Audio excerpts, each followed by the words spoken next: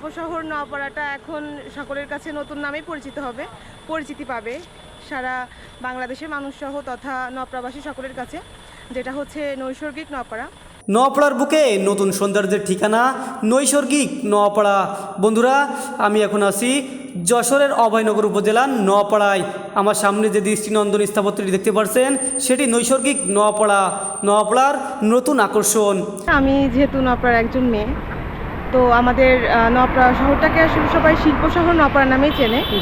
আর এই শিল্প শহর নওপাড়াটাই একটা নতুন সংযোজন করা হয়েছে নামে, মানে এই শিল্প শহর নওপাড়াটা এখন সকলের কাছে নতুন নামেই পরিচিতি পাবে সারা বাংলাদেশের মানুষ সহ তথা নওপাড়াবাসী সকলের কাছে, যেটা হচ্ছে নৈসর্গিক নওপাড়া, যেটা আমাদের নওপাড়া পৌরসভার গেটের পাশেই সংযোজন করা হয়েছে নতুন ডিজাইনটা। নওপাড়া পৌরসভার সামনে নির্মাণাধীন স্থাপত্যটি ইতিমধ্যে স্থানীয়দের নজর কেড়েছে। কাজ এখনও পুরোপুরি শেষ না হলেও প্রতিদিন এখানে ভিড় করছেন অসংখ্য দর্শনার্থী। কেউ ছবি তুলছেন, কেউ ভিডিও ধারণ করে সোশ্যাল মিডিয়ায় আপলোড করছেন।